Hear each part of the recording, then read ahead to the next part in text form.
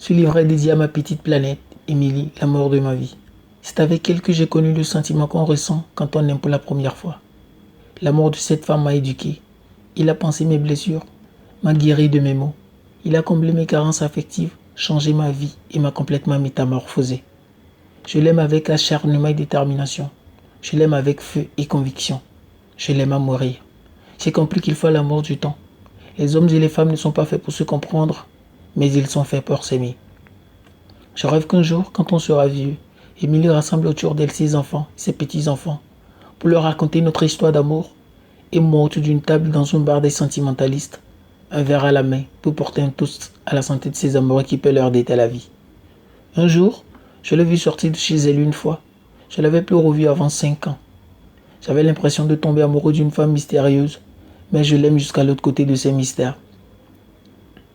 J'aime toute cette femme, son ombre, sa colère, son silence, sa discrétion, son goût, sa vision, sa peur, sa voix, son odeur, son inquiétude.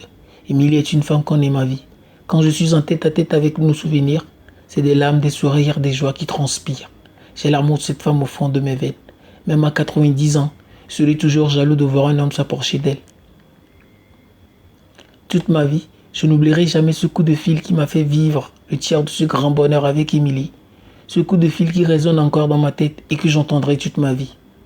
Je t'aime aussi, je n'arrive pas à t'oublier, mais il y a un frein. Si seulement tu avais au moins 35 ans, on marcherait dans la rue mais dans la main. Parfois, les blessures de notre aventure me font penser à ces amours qui ne sont pas faits pour être ensemble, mais en même temps, elles me donnent un goût inachevé de braver ces interdits pour vivre avec toi jusqu'à la fin de mes jours.